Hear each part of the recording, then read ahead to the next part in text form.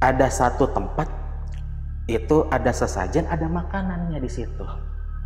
Dupa, sesajen, makanan apa segala macam ada di situ. Nih temen saya nih Agus nih bang, lumayan ngomongnya, kalau menurut saya lumayan kurang ajar. Apaan nih? Masa prosesi lagi berlangsung, ibadah itu lagi rame. Iya.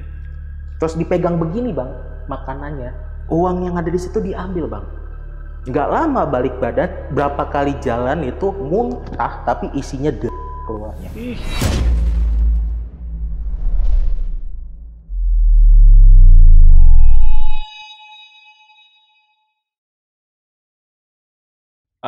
Guys, jadi hari ini gue kedatangan narasumber namanya Mas Mario, yang dimana dia akan menceritakan tentang pengalamannya ketika study tour ke Bali. Yang awalnya itu tidak terjadi apa-apa, aman-aman aja.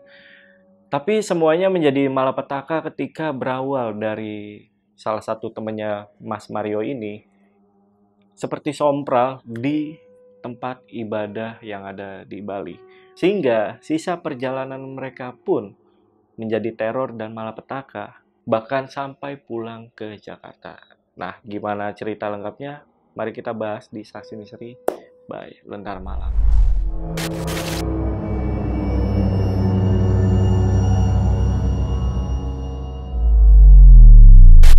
Nah guys, di sini udah ada peserta study tour-nya nih, namanya Bang Mario. Bang Mario, apa kabar Bang? Ya, apa kabar bang? Baik ya? Ya, alhamdulillah. Alhamdulillah, oke. Nah, Bang Mario ini punya pengalaman ketika study tour nih ke Bali. Nah, itu ada kejadian apa nih Bang? Oke, jadi ada satu kejadian besar bagi Amal yang bermula di tempat ibadah gara-gara teman gue itu sompral.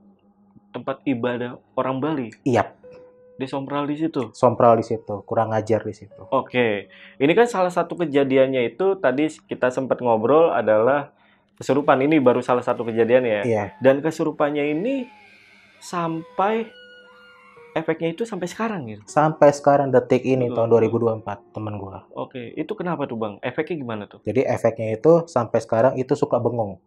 Suka bengong. Awalnya aktif nih ya? Awalnya aktif banget, humoris, ceria, cewek Heeh, gitu. Cuman setelah dari itu, kejadian itu, dia lebih sering bengong sampai sekarang. Iya, oke. Karena pas gue denger sedikit cerita lu itu gue agak cukup miris memang di sisi itu ya. Iya, Dimana study tour kan yang kita kenal biasanya seneng-seneng, belajar sambil liburan Benar. gitu. Tapi endingnya Hmm. bukannya seneng tapi malah sampai seperti ini gitu Iya. ya. Dan gue penasaran nih sama cerita lengkapnya Bang Mario. Jadi kalau teman-teman yang penasaran juga simak video sampai habis. Tapi sebelum itu seperti biasa, kalau pasukan Lentar Malam pengen jadi narasumber di Lentar Malam, kalian DM aja ke Instagramnya Lentar Malam. Linknya gue taruh di deskripsi atau kalian hubungi ke nomor yang ada di bawah ini. Oke, sekali lagi buat teman-teman yang penasaran sama cerita lengkap dari Bang Mario, tonton video sampai habis dan tanpa basa-basi lagi, Saksi Misteri, kita mulai.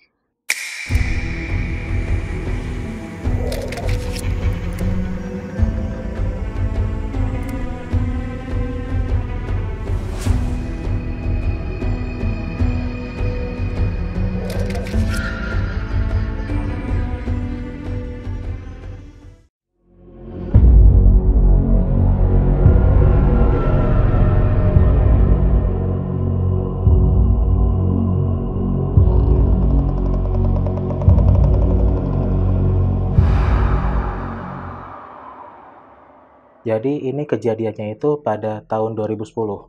Ini masa-masanya pada saat saya masih sekolah, kelas 1 SMA. Jadi ceritanya itu, kita dari pihak sekolah itu mengadakan study tour. Study tour. Study tour, jadi rutenya itu tuh Magelang, Jogja, dan Bali. Nah, kejadian horor yang mau saya ceritakan ini, Bang Jamal, itu pada saat kita sudah di Bali. Oke. Nah, jadi awalnya itu pertama kita pada saat lagi belajar lah di sekolah itu kan, tiba-tiba kepala sekolah datang, itu memberikan informasi kita ada study tour. Seneng kan anak sekolah, wih ke Bali gitu kan. Kita rencana itu satu sekolah itu kelas 1, kelas 2, sampai kelas 3.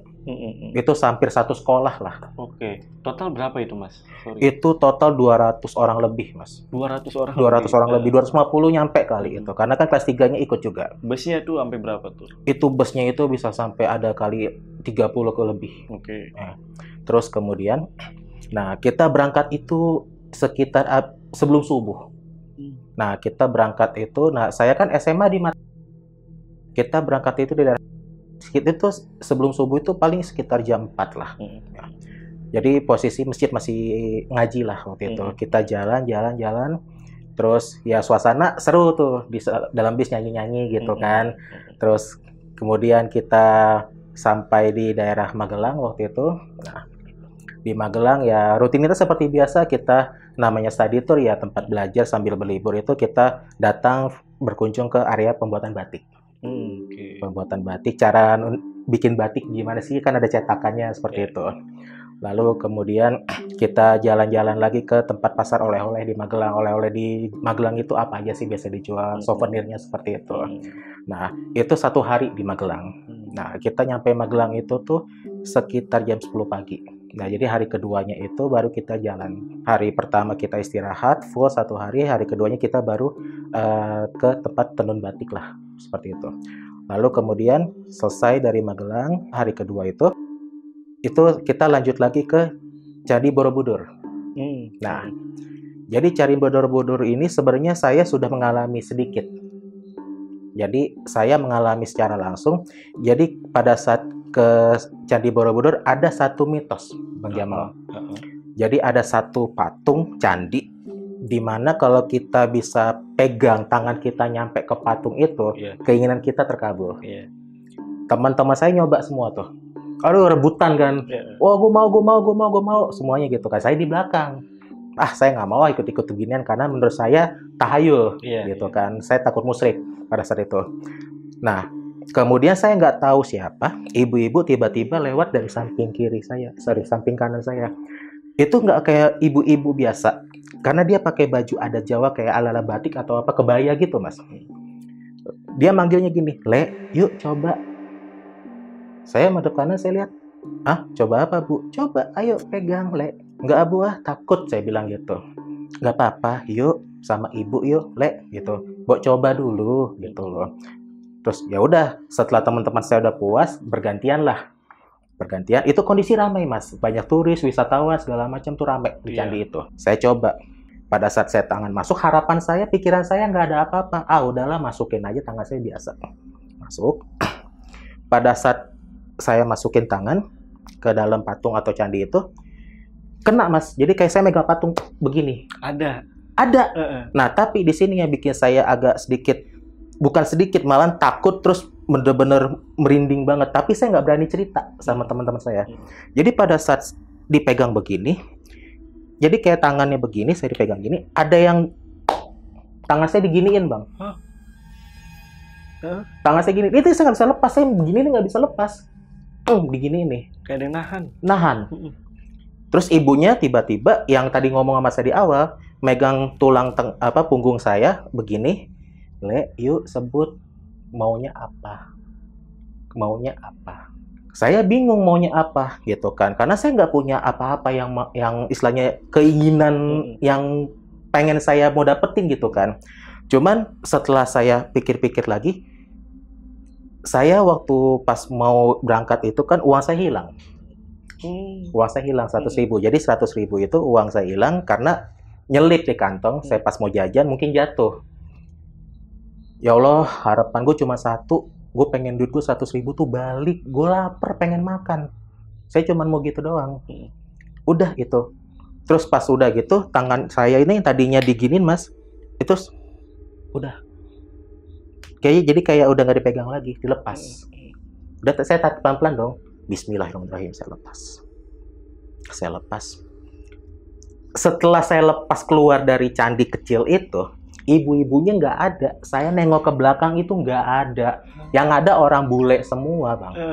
Orang bule lagi foto-foto, turis, wisatawan semua lagi foto-foto sama keluarga mungkin. Itu nggak ada orang sama sekali. Nah, pulang dong selesai dari Borobudur. Kita mau jajan-jajan nih sama teman-teman. Kita mampir ke satu angkringan. Nggak lama ada bule datang, cowok sama cewek. Pemikiran saya mungkin suami istri mungkin. Nah, bule itu datang mesen makanan. Karena posisinya pada saat mesen makanan, ibunya yang ngelayanin, yang ngejual, mungkin kurang dalam bahasa Inggris. Minta tolong sama teman-teman saya. Nggak ada yang bisa juga. Akhirnya saya mungkin karena sedikit bisa, saya membantu. Tujuan saya mau membantu. Nggak ada keinginan untuk apa-apa, nggak ada. Saya ngebantu aja gitu loh. Saya ngebantu, udah nih selesai. Udah dikasih makanannya, udah dibayar gitu kan. Nggak lama bulenya ngomong gini, "Hey bro, this is for you." 100.000 yang tadi hilang bang, itu di tangan saya dipegang begini. Hah? Wow. Ini kan yang tadi gue minta nih. Duit saya hilang. Yang gue minta di candi tadi, ini real. 100.000 nih gue pegang. Saya mikir gitu kan. Akhirnya gue bisa jajan lagi. Karena waktu itu kan kita posisinya lagi study tour ya. Kita lagi kegiatan. Saya nggak bisa minta izin, Bu Guru, saya mau ke ATM kan nggak bisa. Kayak gitu kan. Jadi mau nggak mau kita harus ngikutin kegiatan itu sampai selesai. Ya, akhirnya setelah dapat uang itu saya seneng dong bang. Selesai dari situ. Nah, kita pulang ke hotel, istirahat seperti biasa. Kita pindah ke Jogja. Terus pada saat kita Jogja, itu kita berangkat itu kurang lebih pagi, nyampainya itu sore, Mas. Nyampainya sore, itu nggak ada kejadian apa-apa. Jadi, ya seperti biasa kita mampir ke Malioboro, jalan-jalan, seperti itu, seperti biasa. Gitu. Kita 2 hari di sana, kemudian kita akhirnya berangkat destinasi terakhir ke Bali. Kita nyebrang ke laut, nyebrang itu pakai kapal. Mobil kita, bis kita masuk nih ke kapal itu. Akhirnya kita berangkat kan. Lihat pemandangan, laut, foto-foto, segala macam buat kenang-kenangan gitu loh. Terus kemudian kita sampai di Bali itu malam, Mas. Estimasi itu sekitar jam 11 malam, hampir tengah malam. Istirahat dong. Istirahat di hotel. Yang lain istirahat, yang lainnya pada nongkrong-nongkrong, mau jajan silakan. Saya lebih milih sama teman sekamar saya istirahat, karena besok kita kegiatan pagi-pagi. Nah, besoknya pagi-pagi, awal study tour itu kita kegiatan pertama di Bali adalah kita nonton tari kecak. Nonton tari kecak, kita datang ke tempat tari kecak, kita nonton seperti biasa, nggak ada pengalaman apa-apa, Mas. Nggak ada sama sekali. Cuman pada saat jujur saya nginjek Bali, perasaan saya udah nggak enak. Karena kenapa ya? Satu, saya baru pertama nginjek kota Bali. Kedua, saya ngelihat kok sana-sini nih, setiap jejak langkah saya itu selalu ngelihat ada sesajen. Bau dupa. Saya ngeri, Mas. Jujur, saya takut banget pada saat itu. Terus, saya nggak berani ngomong apa-apa. Saya ngikutin aja kegiatan pada saat berlangsung. Kita nonton tari kecak, selesai. Kita mampir lagi ke tempat yang lainnya, pulang ke hotel, istirahat. Hari kedua, pagi-pagi kita berangkat. Sebelum kita berangkat, kita sarapan, ada satu tokoh Bali yang datang menghampiri. Itu jadi pakai baju Bali, topi ikat yang kepala itu kan, ada bunganya gitu. Terus panggilannya Beli waktu itu. Nah, awalnya saya nggak tahu kan, kita berangkat nih habis sarapan. Kita berkunjung ke salah satu tempat ibadah umat Hindu di Bali. Pura waktu itu. Jadi ada salah satu pura, kita berkunjung, dari depannya itu jalan lumayan agak jauh masuk ke gerbang. Gerbangnya gerbang kayu atau gerbang apa gitu kan, kita masuk. Nah, memang pada saat, saya nggak tahu itu wilayah mana, nama puranya apa, saya nggak tahu waktu itu. Tapi mungkin orang-orang Bali tahu, ada satu lokasi pada saat kita jalan sebelum masuk ke gerbang, itu nggak boleh ada yang ngomong kasar. Ngomong sompral, ngomong apapun itu, pokoknya nggak boleh. Teman saya awalnya itu perilakunya udah kurang ajar. Menantang. Ya elah, injek aja rumputnya, nggak usah takut, cuma beginian doang. Apaan nih tempat kayak beginian? Anak SMA ngomong kayak gitu, keren, saya bilang, gokil. Apa-apa. At least gue nyentuh rumput ya adik-adik ya. Kalian yang nolep belum nyentuh rumput, najis. Oh ya, sentuh rumput minimal deh. Jalan nih, gitu kan, jalan-jalan, masuk ke gerbang itu, aroma kan makin kenceng, Mas. Aroma dupa. Kita jalan lagi pelan-pelan, rame-rame sama teman-teman SMA saya itu, sama teman kelas saya. ternyata ada prosesi ibadah yang sedang berlangsung. Kita nggak ada yang boleh bersuara. Maksudnya karena memang kondisi umat Hindu itu kan kalau beribadah hening kan, sunyi. Kita nggak boleh, maksudnya kita menghargai lah. Kita kan pendatang gitu loh. Datang ke sana, ngeliat ada yang begini, ada yang gimana. Kita nggak tahu lah ya itu prosesnya gimana. Lagi ibadah. Nah, ini saya gabung sama teman-teman saya nih. Ada Ilham, ada Joko, ada Bambang, Agus, sama Indra. Oke. Ini kita rame-rame nih mas, satu geng lah bahasanya. Kita jalan ke sana sini karena kita nggak boleh berisik kan. Jadi supaya kita nggak bosen, ya kita jalan-jalan lah, kita ngeliat-ngeliatin. Terus ada satu tempat itu ada sesajen, ada makanannya di situ. Tupa, sesajen, makanan apa segala macam ada di situ. Nih temen saya nih Agus nih bang, lumayan ngomongnya, kalau menurut saya lumayan kurang ajar. Dia ngomong gini, ini sebelumnya mohon maaf ya, mohon maaf banget, nggak ada maksud untuk menista atau apa, saya nggak ada maksud, mohon maaf. Tapi ini kejadiannya real, nyata. Teman saya ngomong begini, apaan nih, masa dewa? Prosesi lagi berlangsung, ibadah itu lagi rame. Iya. Ngomongnya kayak begitu, Kenceng bang. tuh. Kenceng, tapi kenceng itu ke kita gitu loh. Apaan nih dewa? Terus dipegang begini bang, makanannya. Itu ada buah, ada pisang, ada buah apel, ada buah apa segala macam banyak. Ada kayak snack-snack atau apa banyak lah gitu. Dipegang begini. Jadi ngomongnya gini, apaan nih dewa? Saya langsung pas dengar kayak begitu, ngomong dijaga, bego. Ini kita di tempat orang. Baik-baik lu, entah kenapa-napa, gue gak mau ikut tanggung jawab tuh. Ah, lo takut lo gitu doang. Tuh teman saya ngomong tuh bang. Nah teman saya si Indra ngomong lagi nyeletuk. Ah lo gitu doang, takut, cemen banget lo. Lagi juga gue bingung, apaan sih lo nyembunyi badai? Oke. Saya langsung, nih anak kalau ngomong gak pakai rahang ya. Saya langsung gitu. Saya langsung, karena mungkin gini, saya takut kena bermasalah, saya menyingkir. Dah, saya misah. Saya nggak mau ikut terlibat lah. Kalau lo mau ngomong apa-apa, gue nggak mau ikut campur lagi. Gitu kan. Udah selang berapa lama di situ, yang ibadah yang tadinya jumlahnya nggak terlalu banyak jadi rame. Ada beberapa turis juga, orang bule gitu kan, yang mungkin ikut foto-foto di sana juga, mengabadikan dokumentasi. Teman-teman saya lagi pada situ lagi rame juga gitu. Tiba-tiba satu teman saya cewek ada yang teriak histeris. Satu, wah kenapa nih anak nih, saya mikir gitu kan. Langsung dong nyamperin. Pertama nyamperin, terus ada beberapa yang nontonin. Guru-guru juga terutama panik nih mas. Datang nyamperin, ini kenapa nih gitu kan. Satu, terus kemudian satu lagi ada yang nangis, ada yang ketawa, wah kesurupan mas. Masal tuh, bener-bener rame banget. Jadi kondisi kesurupannya yang saya ingat pada situ, karena terlalu rame ya mas ya. Satu, ada yang ketawa, ada yang nangis histeris, ada yang nari-nari kayak nari Bali gitu. Jadi begini sambil mata melotot.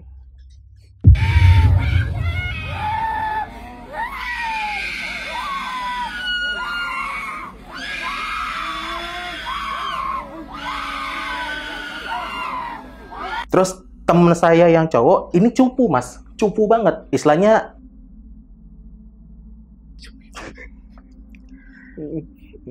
Jadi teman saya ini, dia kesurupan jadi monyet.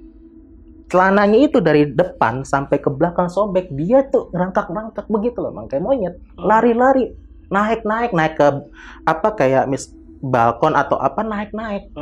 Itu kita mau nangkep, mau nyembuhin susah. Akhirnya saya ngomong gini. Saya ngomong sama waktu itu kan, saya lari waktu itu, saya nemuin guru saya siapa nih gitu kan.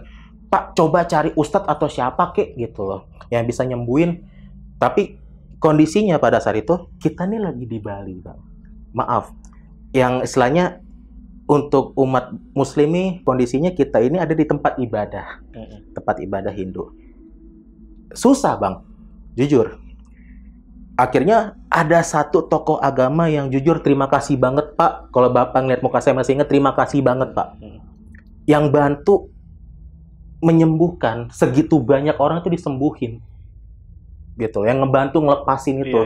Itu pada saatnya ketawa-tawa, pas disembuhin itu ada dicipratin air gitu, itu langsung teriak panas, panas begitu. Ada yang nangis makin histeris lagi segala macem. Itu, waduh, itu situasi nggak terkendali. Yang bikin saya agak awkwardnya adalah kejadian itu disaksikan sama turis. Maaf nih, turis itu kan tidak terlalu percaya dengan yang berhubungan dengan gaib. Iya, betul. Orang barat nih, ngelihat hal yang seperti itu otomatis kan menurut mereka hal yang baru.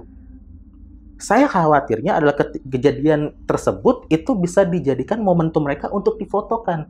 Kalau sekarang mungkin sebutannya viral ya, kalau zaman dulu kan nggak seperti itu. Cuman yang saya takutkan itu, Mas. Jadi kejadian seperti itu tuh mengundang banyak tontonan, yang tadinya turis, yang tadinya yang prosesi ibadah umat itu yang tadinya sedang khusyuk, sedang serius, tiba-tiba terganggu karena teman saya seperti itu. Sorry, tokoh agamanya ini yang Hindu. Hindu ya? Iya, tokoh agama Hindu yang memimpin prosesi sembahyangnya itu, gitu kan. Karena ada beberapa yang di situ yang mungkin menurut saya yang istilahnya ustadznya lah, gitu kan, yang memimpin prosesi sembahyang itu. Nah, udah seperti itu, akhirnya itu sekian lama, itu 3 jam kali, Mas. 3 jam? 3 jam. Wow. Saya itu sampai yang tadinya datang itu wangi, rapi, pulang-pulang itu ke hotel itu udah bau keringat, udah kusut banget, udah capek banget. Karena kenapa? Megangin satu-satu yang sebegitu aktif ya, itu nggak gampang, Bang. Iya. Cewek yang saya pegang pada saat kesurupan, yang dia ngejerit-ngejerit, ngebrontak itu, tenaganya itu saya berasa kayak 3 kali saya, Bang. Jadi kayak gila, cewek loh, SMA, badan saya gemuk, saya megang itu tuh tenaga saya kalah, gitu loh. Akhirnya sampai dibantu 3 orang gitu loh, buat 1 orang doang ini. 3 jam berlangsung proses pengeluaran hantu itu, selesai, Bang. Akhirnya semua lemes tuh. Ada satu kayak tempat, akhirnya tempatnya itu kayak bisa dibilang balai-balai lah ya, balai-balai gitu. Kita istirahatkan di situ. Nah, inisiatif saya, teman saya, sama waktu itu ada anggota OSIS yang ikut, Bang. Inisiatif beli aqua, beli minum. Karena kan kita posisi pada situ kan kita nggak bekal air minum kan. Udah kita cari warung, kita beli air minum. Beli air minum ke warung. Nah, nambah lagi, Bang. Ini teman saya juga PA menurut saya. Jadi pada saat saya ke warung, Bu, saya beli air aqua 1 dus, aqua gelas. Sama OSIS saya. Teman saya posisi jadi gini, saya OSIS, anggota OSIS saya, ini teman saya lagi nih, Bang, gitu kan. Nah, kita nggak tahu nih, Bang, karena saya sama teman saya OSIS ini kan posisinya fokusnya beli aqua doang nih. Teman saya ini ternyata ngambil duit 2.000-an dari sesajen. Ini real. Jadi maaf, ini mungkin mau dikoreksi kalau saya salah. Jadi pada saat kita ke Bali, itu setiap tempat usaha itu kan mungkin bisa dibilang penglaris lah, pemancing rezeki lah. Itu ada kayak seperti sesajen kecil, ada uang di situ. Tujuannya kan untuk mungkin menarik rezeki. Mungkin seperti itu. Itu pemikiran saya, maaf kalau saya salah. Nah, uang yang ada di situ diambil, Bang. Nggak lama balik badan, berapa kali jalan itu muntah, tapi isinya darah keluarnya. Kayak kita gini ya, kita makan banyak, terus minum, begah, kembung, kenyangan. Terus kita muntah, wah, keluar.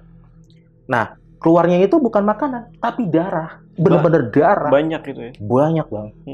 Lemes di situ. Mukanya pucat. Matanya yang tadinya itu kayak kita nih umumnya, itu tiba-tiba putih semua, Bang. Kita ngeliat tuh putih. Gitu loh. Ya Allah, ini anak PA nggak kenapa lagi, gitu loh, ya kan. Terus, lo kenapa? Gitu kan. Akhirnya, sadar. Kita tampar-tamparin, Bang. Sadar, gitu loh. Itu jadi tontonan lagi, Bang. Dilihatin lagi, kenapa itu? Begitu loh, Bang. Nah, udah kayak gitu, lama lagi kan, Bang. Kita beli air lagi. Bu, beli air dong, gitu. Beli air lagi, beli yang satu botol, tapi ukuran sedang lah. Gitu kan. Udah minum. Muntah lagi, keluar darah lagi, Bang. Minum, baca bismillah. Bismillah, minum. Udah tuh, Bang. Cuman kayak tapi nggak keluar.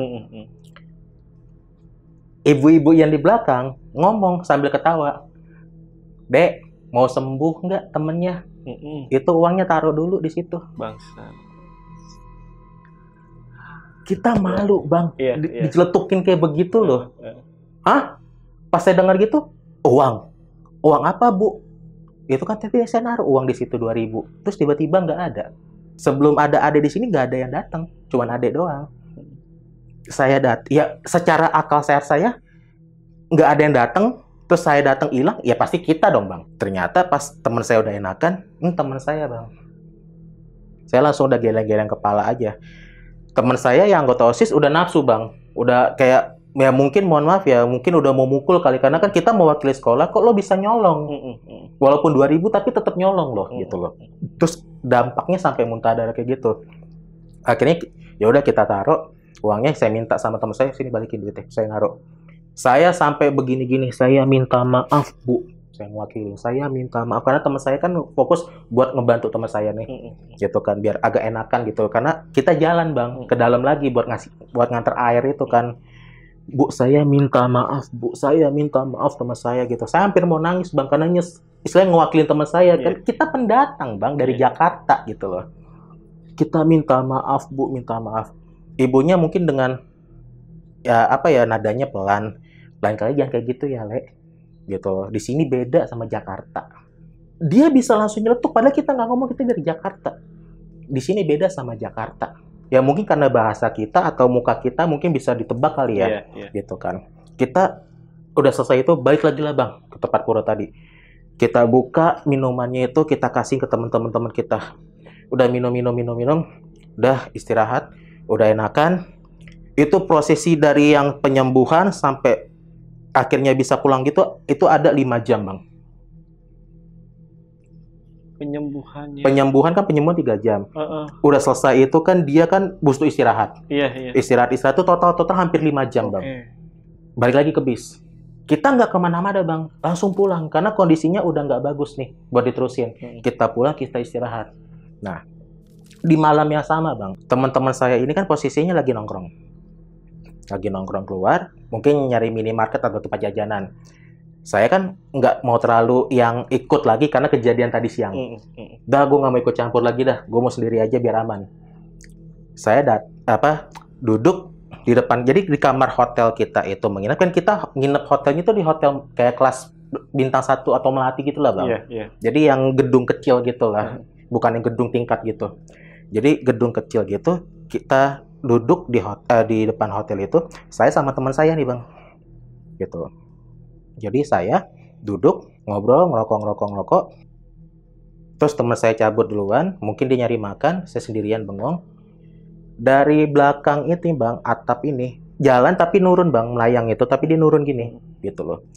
Kepala sama usus bang, rambutnya panjang, depan begitu, jadi posisinya ini kayak, ini kamar saya paling ujung samping, ini dinding, ini di pintu kamar, ini dinding, ini pohon.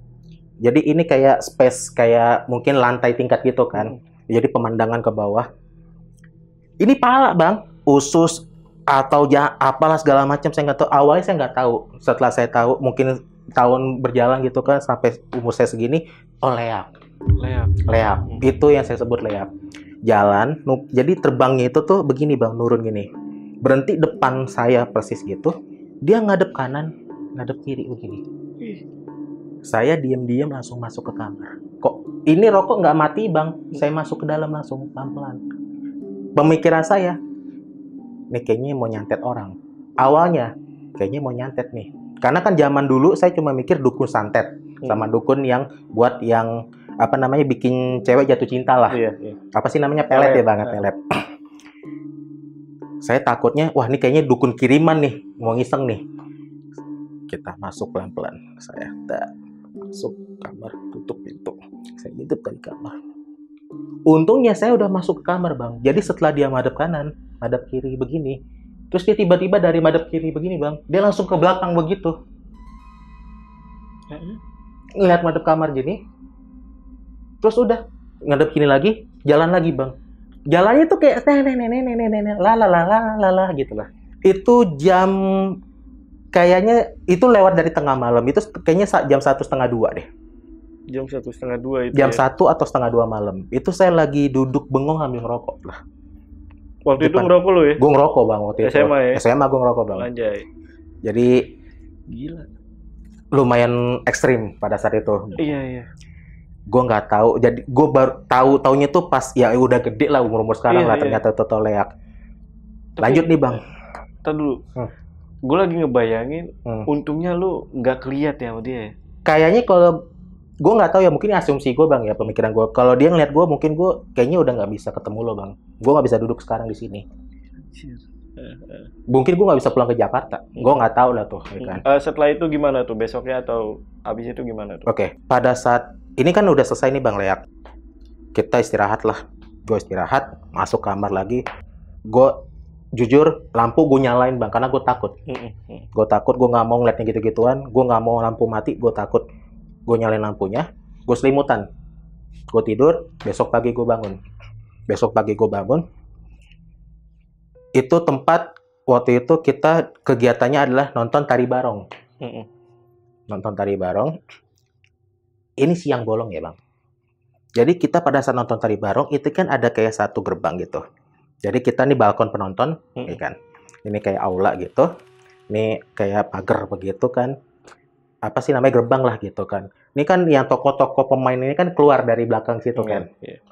Di sini kayak ada kayak janur atau apalah gitu loh, ya kan, yang kayak diri gitu loh, tiang atau apa gitu.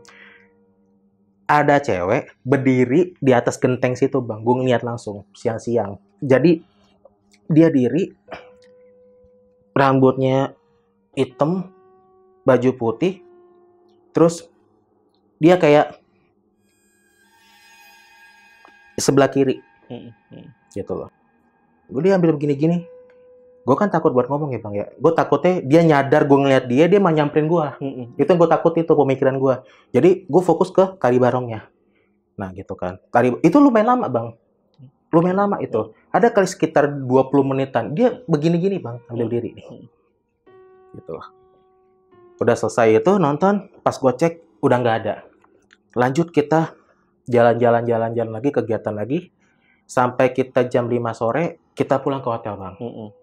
Pulang ke hotel, istirahat, seperti biasa kegiatan anak bocah. Ada yang nongkrong, ada yang ngobrol, ada yang ngerokok-ngerokok, gitu kan. Saya lebih milih nyantai, duduk di depan kamar, sambil ngerokok lagi, terus sambil ada minuman apa kayak soda-soda gitulah.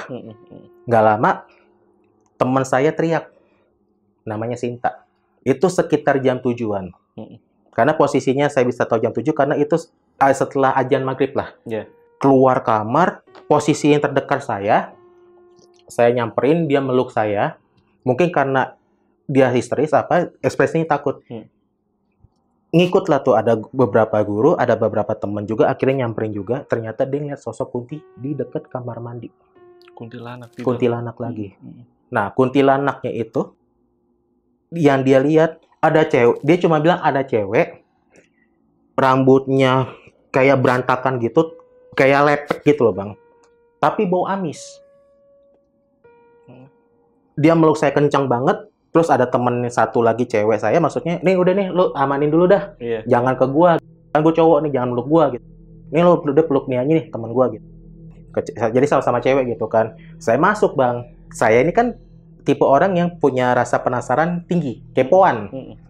Apaan sih kunti gitu kan. Gue dateng lihat gitu kan. Jadi posisinya itu pintu masuk kamar. Jadi kita 2 bedroom bang. 2 bedroom. Ini kamar mandi nih. Jadi ada lorong kecil, kamar mandinya pintunya ke kanan. Nggak ada nih. Gue cek-cek gitu kan. Ke atas bawah mana cewek sih. Nah setelah pas saya masuk, saya lagi meriksa, bau amisnya bang masih ada. Kok bau kayak bau amis tapi kayak bau bangke, kayak lagi di mana sih gitu loh, kayak bau amis banget gitu. Pas saya cek-cek, saya lihat ke atas bawah nggak ada apa-apa. Pas saya lihat ke bawah, nah jadi dekat kamar mandi itu kan ada keset bang. Keset pintu kamar mandi, ini ada selahan gitu. Ini darah nih bang, segini nih. Darah. Masih kayaknya masih anget kayak itu bang. Darah nih. Apaan nih, cairan merah nih. Istilahnya kan di lantai kan, saya pegang nih giniin. Saya giniin nih. Ih kental. Amis bang. Posisi lagi rame. ada guru, ada teman-teman. Saya colek begini bang, full satu tangan. Ada darah nih. Pemikiran saya, datang bulan ya? Gitu kan. Enggak ada yang datang bulan gitu loh. Tapi ini darah. Darah dari siapa nih? Itu nggak ada bisa dijawab bang. Akhirnya di malam itu teman-teman saya, si Sinta sama teman kamarnya nggak ada yang tidur di situ bang. Jadi barang-barang bawaannya itu yang seperlunya itu diambil, istilahnya numpang lah ke kamar yang lain. Teman saya numpang singgah lah gitu loh. Dikosongin kamarnya. Dikosongin, dikunci. Nah besok jalan lagi nih bang. Pas jalan lagi, jalan. Terus kegiatan lagi seperti biasa. Nggak ada yang aneh-aneh bang. Normal seperti biasa. Malam nih pulang. Malam pulang ke hotel. Nah, kan saya capek bang, saya tidur duluan. Yang biasanya gitu saya 3 hari itu nongkrong, ini saya capek bang, udah saya istirahat dulu dah. Jadi sore nyampe hotel itu saya nggak makan malam bang, saya langsung tidur, udah ambruk banget badan. Istirahat, itu saya jam 11 malam kebangun, saya mau ngabarin mantan saya waktu itu. Aku baru bangun yang, maksudnya biar nggak khawatir gitu kan. Aku baru bangun, aku video ini bang, gue video ini gitu kan. Jadi seperti yang gue bilang tadi, ini kita nginepnya di Hotel Melati. Hampir satu ruangan itu tuh, gue posisi tuh di hotel tuh lantai 3 bang. Itu lantai 3 full anak-anak gue semua. Gue lagi ngerekam itu, kedengeran suara bayi.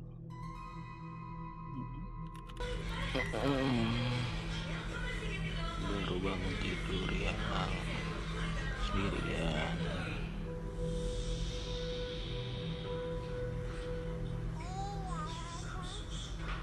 Dan itu ke-record bang. Iya. Ke-record gitu loh. Nah, bayinya tuh ngomong, bukan bayi nangis, bayinya ngomong kayak ayah, kayak lagi interaksi gitu loh, lagi kayak mau komunikasi gitu loh. Pokoknya pas gue play lagi, di bayi siapa? Perasaan gue belum nikah, gue belum punya anak juga, di bayi siapa gitu loh. Adalah saya bodo amat lah, saya tidur lagi lanjut bang. Besok kegiatan terakhir, kita jalan lagi itu ke satu pantai. Nah, harapan kita nih ngelihat bule di pantai Kuta bang. Iya kan. Wih, ada yang pakai bikini atau pakai apa, bule-bule kan bang. Udah pas ngeliat kayak gitu, udah foto-foto segala macam. Ada yang pacaran nih, yang nulis-nulis nama gitu kan. Andi Love si Susi misalkan kayak gitu-gitu kan, terus foto gitu kan, zaman dulu gitu bang. Pulang, saya mau ngabarin ayah saya mau nelpon, maksud saya tuh saya mau ngabarin acara tadi itu udah selesai nih, maksudnya kita mau OTW ke Jakarta gitu kan. Itu jam 8 bang, gue mau nelpon tuh, zaman dulu belum ada nada dering bang, maksudnya bokap gue nggak pakai nada dering tuh, biasa gitu kan, gue pakai HP yang ngoceh-ngoceh biasa lah waktu itu. Nah tuh bunyi gitu kan, diangkat nih bang. Tapi bukan suara bokap gua, bukan suara nyokap gue. Suara ibu-ibu, suara cewek lagi nyinden. Aneh. Jadi kayak pas gua halo, itu jadi kayak kalau misalkan gua boleh jujur tuh kayak lagi nyanyiin Lengsir Wengi lah. Nyindennya seperti itu, tapi kan bukan Lengsir Wengi. Nyinden. Nggak ada musik, cuman suara kayak gua suara ngomong gini, tapi dia nyinden. Apaan sih? Gua matiin, gue telepon lagi. 3 kali gue telepon, 3 kali diangkat, 3 kali suara itu bang. Anjing apaan nih? Horor banget nih lama-lama nih. Emosi gue udah mulai memuncak bang di situ. Gue selama di sini kok gue selalu kayak ngerasain yang begini-ginian mulu nih. Jujur kayak gue udah nggak bisa mikir jernih gitu loh kan. Aneh buat gue. Udah selesai kayak begitu, gue taruh, gue ngerokok lagi, gue udah stres banget. Gak lama gue disambit bang dari pohon.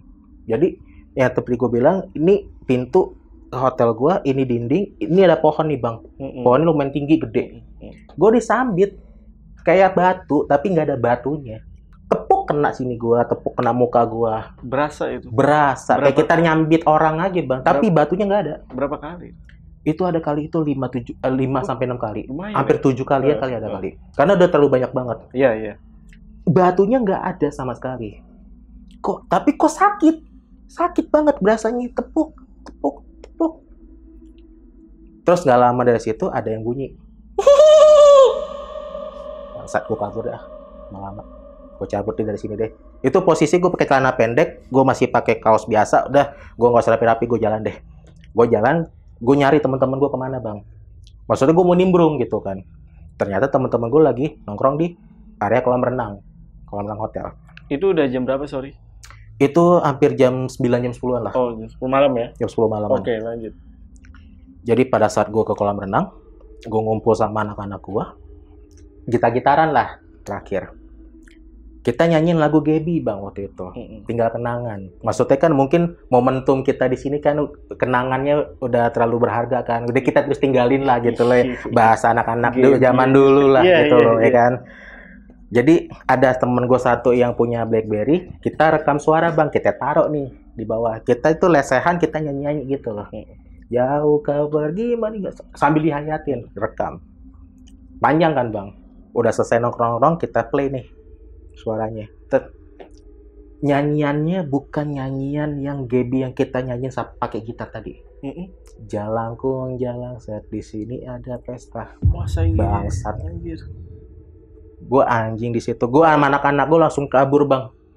Bubar hari itu, kita nggak ada yang nongkrong sama sekali. Gila gue bilang, kacau. Istirahat, udah. Gue nggak bisa mikir jernih. Gue cuman berpikir gue abis nelpon bokap gue ada suara sinden, gue disambit, terus tiba-tiba ada denger yang beginian lagi. Gue cabut deh, gue istirahat di kamar. Gue istirahat di kamar. Prepare pulang ke Jakarta. Yang lain gimana tuh pas denger juga? Ngumpet semua bang. Ngumpet langsung ngumpet kabur? Semua udah kabur semua. Oke. Kabur semua, ngumpet. Kita besoknya udah prepare. Nah, teman gue si Sinta ini bang, itu kena gangguan. Jadi gangguannya itu dia pada saat mau prepare di lobi lah. Di lobi kita mau nunggu bis datang lah waktu itu. Teman gue ini jadi kayak begitu. Itu di lobi hotel. Di lobi ada resepsionisnya, ada housekeepingnya, ada bellboynya, itu ngeliatin. Dibopong sama guru. Guru gue mungkin bacain ayat-ayat kursi atau ayat apalah gitu kan. Iya. Begini gitu bang. Wah anjing, apalagi gue mikir gitu kan. Lama prosesnya, terus dia kayak gitu, hilang, sembuh, hilang, masuk ke bis, kita pulang bang. Itu hilang sendiri? Dibacain nama guru gue tadi. Oh iya. Jadi guru gue mungkin baca kursi, baca surat apa, gue nggak tahu waktu itu. Kita masuk ke bis, udah selesai disembuhin, lemes kan bang, temen gue. Gue ngeliatin dari belakang, jadi maksud gue tuh gue cowok, gue ngeliatin di belakang, jadi dibantu dibopong sama temen yang cewek. Masuk ke mobil, masuk ke bis, kita istirahat sambil perjalanan pulang. Nah, dari Bali itu kita sampai ke Jakarta itu nggak ada apa-apa bang. Kita sampai itu subuh. Sampai subuh, kita istirahat, bubar bang. Pulang ke rumah masing-masing. Alhamdulillahnya kita dapat extend waktu. Karena kejadian yang sebelumnya itu, kita dikasih waktu istirahat sama pihak sekolah itu 2 hari untuk istirahat lagi. Libur lah bang, jadi biar bisa istirahat pol. Betul. Masuk nih bang, besok lusanya. Masuk seperti biasa. Nah, udah selesai, masuk. Ngumpul nih teman-teman kelas gue nih bang. Absen satu-satu. Lah kok Sinta nggak masuk? Nah, Sinta ini yang tadinya kesurupan di lobi sama yang ngeliat kuntilanak ini di kamar tadi. Kemana? Sakit kali, nggak enak badan kan dia kemarin habis masukan. Oh iya kali, pemikiran saya masuk akal. Ya udahlah. Selang berhari-hari, 1 minggu nggak masuk bang. Sintanya nggak masuk. Ya, Oke. 1 minggu nggak masuk. Kemana nih anak nih? Akhirnya saya sama wali kelas memutuskan untuk berkunjung ke rumah untuk jenguk bang. Tujuannya ngejenguk, kok 1 minggu teman kita nggak masuk nih, karena memang di kelas kita itu kalau ada teman kita sakit lebih dari 3 hari, kita solidaritasnya kencang bang, kita ke jenguk rumah. Gue datang ke rumah sama teman-teman gue, sama wali kelas gue, ternyata memang sudah ada gangguan bang, dia ditempelin terus. Iya. Jadi ini menurut kesaksian ibunya cerita sama kita orang. Jadi setiap azan zuhur, azan asar, maghrib, isya, subuh, itu teriak panas, panas, panas. Azan subuh pagi-pagi teriak kayak begitu, itu sampai gue dari dengar tetangganya langsung kayak, ada apa sih bu? Anaknya teriak-teriakan begitu. Ya namanya tetangga ya bang ya gitu loh. Dia teriak begitu tuh, ya lumayan mengganggu gue akuin karena subuh. Jadi kebetulan posisinya kita itu datang itu hari Jumat. Itu pas-pasan banget hari Jumat kan. Kita sholat Jumat nih anak cowok. Jadi pada saat jenguk itu kita sebelum azan tuh bang, sebelum sholat Jumat tuh. Jadi anak pas udah mau deket-deket Jumat, kita izin bu, kita mau Jumatan dulu nih cowok-cowok. Jumatan cowok-cowok kita jalan. Nah, nggak lama dari situ, azan dong. Teriak bang. Panas, panas, panas. Tangannya sambil dipegangin. Panas, panas. Ibunya sambil nangis, istighfar. Nah ini ibu, nah istighfar. Nah ya Allah, nah anakku kenapa? Kayak begitu. Ya kita yang cowok ngeliatin bang kayak begitu. Gue kesian. Iya. Tapi gue bisa gimana? Ini temen-temen nih yang tadinya itu kayak prihatin malah jadi sedih bang. Ya Allah teman gue kenapa gitu loh. Akhirnya ya karena posisi kita udah dikejar waktu sholat Jumat, kita sholat Jumat dulu deh bang. Gue sholat Jumat dulu sama anak-anak gue. Pulang selesai sholat Jumat, udah selesai kita balik lagi ke rumah si Cinta itu teman gue. Udah selesai itu, udah selesai nih bang. Karena kan emang udah nggak ada azan. Udah.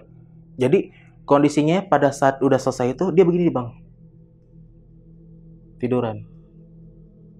Itu gue ngeliat langsung bengong begini, muka kebuka, mata kosong gini dibuka. Terus gue sama teman-teman gue juga jujur gue kesian tapi gue juga takut bang. Gue bingung juga cara ngebantu gimana. Gue pulang sama teman-teman gue, akhirnya gue bertiga nih, gue sama teman gue, Ijam sama Asep, kita ke warnet nih, kita cek di Google tempat pengobatan Ustadz Ruqyah yang terbaik di Jakarta Timur waktu itu. Kita cari, kita hubungin gitu kan, tapi memang nggak ada yang mau dipanggil ke rumah, jadi harus kita bawa langsung. Nah ternyata ada salah satu mungkin kerabat dari wali kelas menganjurkan ke sini aja. Memang udah terpercaya karena banyak yang ngobatin ke situ. Datanglah, ternyata pada saat kita datang itu tempat pengobatannya lebih ke bentuknya ke padepokan. Padepokan Ustadz.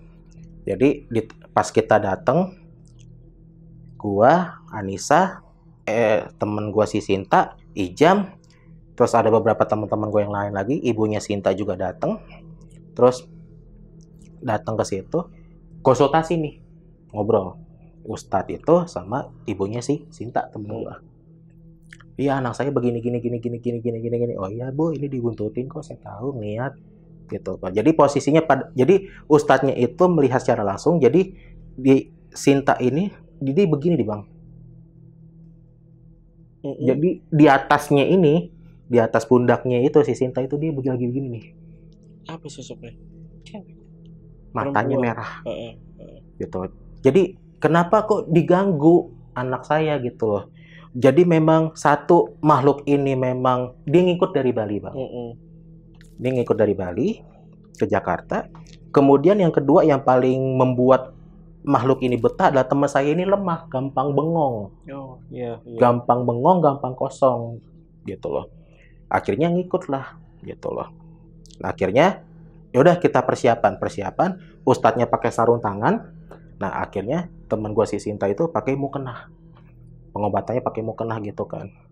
Dibacain lah tuh surat-surat ayat kursi, surat apa gitu loh. Nah awalnya nggak ada apa-apa tuh bang, cuma kayak mual. Wah efek nih. Temen gue sama teman-teman gue lah, wah efek nih.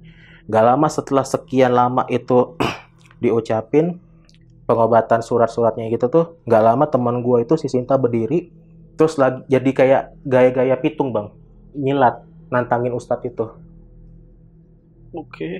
Pakai mukena, itu posisi lagi berobat itu lagi ngeliatin langsung, begini nih, begitu. Nah ustadznya begini-gini nih, sambil baca-baca apa saya nggak tahu gitu kan. Nah kita teman-teman langsung kayak, aduh kenapa lagi nih, aduh kenapa lagi nih, aduh kenapa lagi nih. Pas udah kayak gitu, akhirnya mungkin karena nantang, dia nyerang nih, nyerang ustadznya itu. Terus kemudian nggak lama dirobohin, dipegang begininya bang. Ini ibunya megang tangannya, sama satu lagi asistennya mungkin ya si ustadz ini megangin juga tangannya. Terus sambil teriak, aku kalian, mati kalian, gitu. Ngomong kayak gitu. Gue sama teman-teman gue mikir, ya Allah kasihan banget teman gue sampai kayak begini gitu loh. Dari awal kita rencana liburan loh, kita sekolah loh, kok betul. Begini endingnya gitu loh. Akhirnya setelah sekian lama itu pengobatan selesai sore bang, itu sekitar jam-jam 5-an kali. Jadi akhirnya pas si Sinta ini pulang, gue kan tektokan nih sama guru gue, wali kelas gue, Bu, kayaknya nanti 1 minggu atau 2 minggu ke depan kayaknya ibu harus tanya deh. Maksudnya buat jaga-jaga aja. Kita kan udah ngobatin nih, jangan sampai masih ada sisa. 1 minggu 2 minggu berjalan, alhamdulillah udah nggak ada bang. Masuk sekolah lagi, masuk sekolah seperti biasa. Cuman efeknya itu bengongnya makin parah bang. Oke. Jadi kayak Sinta bengong. Terus udah pas kayak begitu, ya udah. Akhirnya mau nggak mau, gue ngomong sama Sinta, bangun, siang-siang tidur loh. Gue ngomong kayak gitu kan. Terus dia, apaan sih, enggak, canda-canda lagi. Sekian lama kita sekolah, belajar seperti biasa, ternyata dari kelas lain ini suka ngecengin Sinta, temen gue. Ya, kesurupan tuh, yang habis dari Bali, kesurupan tuh, ya. Ngomongnya kayak cengan zaman dulu. Bully ya? Ngebully. Ngebully. Makin lama, temen gue nggak kuat bang, nggak kuat mental. Akhirnya dia, Sinta. Iya. Oke. Sinta nggak kuat mental, dia curhat sama teman-teman sambil nangis di kelas. Terus pulang besoknya ternyata dia datang sama ibunya, sama bapaknya, dia pindah sekolah. Pindah sekolah. Nah, pindah sekolah, kita pamitan ke anak-anak. Setelah selesai kayak begitu, gue nanya dong sama ibunya, masih ada suka teriak-teriakan nggak? Nggak ada. Udah nggak ada. Udah nggak ada. Udah sembuh. Cuma suka bengongnya itu. Sampai sekarang kita berhubungan baik bang. Dan memang seperti itu kita. Jadi walaupun dia sudah istilahnya murid pindahan lah bang, tetap kita jadikan alumni. Memang bukan ya, maksudnya kita tetap satu angkatan aja. Iya. Satu angkatan. Emang lo nggak akan bisa pergi dari kita, circle kita nih, gitu loh. Lo bagian dari kita Sin, nggak bisa kemana-mana Sin. Akhirnya ya udah, pas udah kayak begitu, kita suka ngobrol sama dia, kita nanya, emang suka bengong sampai sekarang bang. Kasian banget. Sampai bengong. Kita ketawa-tawa nih, ada yang misalnya goyang-goyang tok-tok lah atau apa gitu kan. Dia enggak, dia cuma kayak gini doang nih. Dulunya enggak. Aktif banget bang. Oh. Istilahnya kalau bisa gue boleh jujur, Sinta ini adalah salah satu murid di kelas gue yang paling gacor, paling ngebanyol. Jadi emang super aktif. Apapun itu dia buat bercanda, buat apa, dia paling aktif banget bang. Setelah kejadian itu 180 derajat berubah, dia jadi cewek yang pendiam. Udah izin belum lo cerita ini ke Sinta? Alhamdulillahnya udah. Udah ya. Udah. Aman ya. Cuman kalau bisa dia bilang jangan terlalu diiniin ceritanya karena takutnya jadi bahan ledekan lagi. Oh enggak, iya. Nah, oke. Sebelumnya mohon maaf ya Sinta ya, gue cerita apa adanya aja, nggak ada yang gue tambah-tambahin. Iya. Lagi pula Sinta itu nama samaran ya? Iya. Iya. Ada lagi gak setelah itu kejadian? Karena gue penasaran sama temen lo yang pertama kalinya itu ngebully pada saat di tempat ibadah itu. Kalau teman gue yang itu alhamdulillah nggak ada apa-apa bang. Nggak kenapa-napa. Nggak kenapa-napa. Cuman memang dia paling intensnya kejadiannya di situ tuh, yang kesurupan itu.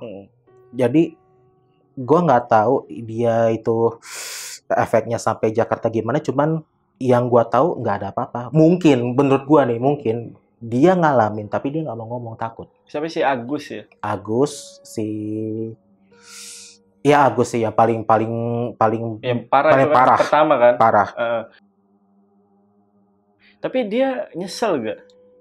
Nggak tahu gue kalau dibilang nyesel apa kagak. Oke. Jadi karena menurut gue ya, jujur, kita setiap kalau ketemu, gue nggak ngomong yang dulu, tapi kalau sekarang kita ketemu pun, kalau kita ngobrol-ngobrol reunian gitu bang, dia ketawa-tawa kok cerita kayak begitu. Masih inget gak lu? Iya. Reunian nih, masih inget gua tuh pas gua ngomong kayak gini. Gua anjing seru banget tuh. Cerita kayak gitu. Bagi lo seru, iya. Bagi kita kagak, bos. Iya. Ngeri. Menurut lo itu candaan, menurut kita enggak. Itu hinaan. Makanya saya sebelumnya mohon maaf nih. Saya mohon izin Bang Jamal kalau boleh. Aman. Saya mau ngasih pesan buat teman-teman yang mungkin study tour atau teman-teman yang main ke tempat-tempat lain. Saya cuma minta tolong, dijaga tata krama, tutur bahasanya. Jangan sampai kita ngomong kasar, kurang ajar. Nanti dampaknya ke kalian. Efeknya ke kalian. Kasihan orang-orang di sekitar kalian, teman-teman, keluarga, ya Allah kasihan. Bener dah. Betul sekali ya. Kalau yang temen lu ngambil duit siapa namanya? Temen gue yang ngambil duit si Asep. Asep ya? Asep ya tadi ya? Ini kan nama samar semua ya? Nah, sama-sama semua. Itu dia nggak ada efek lagi tuh setelah? Nggak ada. Itu doang, pada saat itu doang? Iya. Pas dibalikin duitnya itu? Nggak ada. Aman semua. Jadi pas ngambil duit, jadi kan gua OSIS sama teman gua itu, dia ngambil duit itu, pas udah dibalikin udah nggak apa-apa. Udah nggak apa-apa. Cuman gue jujur ngenesnya, Dek, ibu-ibu yang jaga tuh. Iya. Kalau temennya mau sembuh, taruh dulu itu duitnya di situ. Hah? Ngenes nggak sih bang? Ketangkep basah lu. Yap. Iya, ketangkep basah. Ibaratnya kalau ibu-ibu itu nggak seneng lapor polisi pun kita kena bang. Iya. Bisa nggak, bener kan bang ya? Dipukulin warga bisa. Dipukulin bisa bang. Walaupun 2.000 ya. Cuman maksud gue gini loh, itu jujur ya, gue pertama kali gue nginjak Bali, itu tempat sebenarnya buat gue jujur bagus. Cuman tata krama tetap, dimanapun tetap tata krama. Karena Bali itu salah satu kota yang sakral bang, menurut gue bang. Karena mereka itu budaya keagamanya kuat banget. Kuat banget. Jadi kita nggak bisa sembarangan di sana, apalagi kita pendatang, nggak bisa. Ya sebisa mungkin kita mau, kalau datang ke sana tuh ya tata krama lah. Betul. Ucapan. Jangan sampai lo nantang, lo meledek atau apa, jangan deh. Ya Allah, jangan. Please. Kejadian waktu lo di Borobudur yang ditahan tangannya, yang lo rasain tangan kulit kah atau apa gitu? Keras, kayak semen. Kayak semen. Wah anjir. Jadi kayak bener-bener kayak pasir atau apa tuh nempel. Jadi gue megang semen kayak pasir gitu, batu lah atau apa. Di atasnya batu lagi. Wah.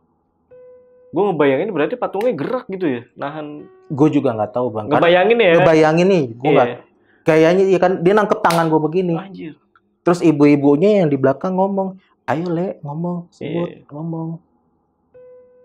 Tuh gue nggak, ya Allah. Gue sampai sekarang, ini gue baru ngungkapin sekarang ini bang. Ini kejadian paling gila, paling epic buat gue yang jujur mungkin keluarga gue nggak tahu bang. Iya. Karena gue kalau mau cerita ke keluarga pun atau teman-teman gue paling gue dibilang, lo halu, ada air lo, paling kayak begitu sih. Yang di Borobudur itu sebenarnya gue juga pernah nyoba, cuman kosong, nggak ada apa-apa. Memang ada yang itu ya, apa namanya tadi, penjelasan atau mitosnya ya, kalau dapat sesuatu gitu ya, itu dikabulin gitu. Iya. Wah lu kalau minta kaya sih, waduh, gokil lu. Gue kelas 1 SMA bang. Jadi orang terkaya di Indonesia lu. Amin ya Allah, amin. Nah tapi menurut lu aja, mungkin nggak kejadian dari semuanya itu berawal dari si Agus itu tuh yang megang dan ngatain dewa itu? Pasti. Karena gue sebelum masuk ke pura, kita nyampe Bali, kita nonton tari barong, tari kecak, aktivitas seperti biasa, itu nggak ada apa-apa. Memang nggak ada apa-apa. Tapi triggernya pada saat ini si kampret ini, si Agus ini. Karena kita pada saat, jujur ya, kita namanya anak-anak, bosen, kita nggak bisa ngomong, nggak bisa bercanda, bang. Karena suasananya memang lagi sembahyang. Kita cari tempat lah, lokasi gitu kan, keliling-keliling gitu. Terus tiba-tiba ada ngelihat sesajen. Teman gue gue tahu mungkin teman gue niatnya bercanda, tapi cara bercandanya salah. Iya. Apaan nih? Dipegang itu buah. Iya. Di situ kena. Ini pertanyaan untuk yang Sinta nih. Oke. Jadi pada saat Sinta itu kesurupan, dijelasin nggak sama ibunya selain panas gitu dia cerita apa gitu Oke. ke ibunya? Ngerasain apa? Jadi pada saat ini pas udah selesai nih Bang, udah disembuhin. Jadi dia itu memang dari awal pada saat pulang sampai pengobatan itu, yang dirasain tuh jadi kayak dia lagi kayak begini biasa duduk, tapi punggungnya dia ini sampai lehernya ada yang neken begini loh Bang. Bukan kayak ngegendong, bukan kayak kita duduk, enggak, neken. Gitu. Jadi kayak Allah berat banget ya Allah, kayak begitu. Itu yang dirasainnya kayak begitu doang sih. Nah, setelah itu ya efeknya tuh ajan maghrib setiap ajan. Iya. Tapi setahu lu si Sinta ngelakuin hal sompral juga gak di Bali? Oke. Setahu lo ya? Setahu gua. Jujur, gua selama di Bali sampai di Pura itu, gua nggak gabung ke si Sinta itu. Karena cewek ya? Karena cewek. Jadi gua lebih banyak ke circle cowoknya. Jadi gua jujur nggak tahu tuh Bang, dia gimana. Nggak tahu ya? Nggak tahu sama sekali. Oke. Ya dah Bang Mario, ini sekali lagi mungkin boleh dikasih pesan ke teman-teman mengenai cerita dari Bang Mario. Oke. Boleh Bang. Jadi untuk seluruh teman-teman viewers, subscriber Lentera Malam, gue mau ngasih pesan doang buat teman-teman. Kemanapun kita berada, kita harus menjunjung tinggi namanya tutur bahasa. Sopan santun itu wajib. Karena kenapa? Karena kita nggak ada yang tahu tempat itu, orang itu, atau siapapun yang kita datengin. Ya, kalau kita berperilaku kurang ajar, ya itu dia tersinggung atau enggak kita nggak ada yang tahu. Cuman jangan sampai gara-gara cara bercanda kita yang maaf mungkin menurut kita bercanda tapi enggak buat mereka, itu jadi imbasnya efeknya ke kalian. Iya. Jangan sampai.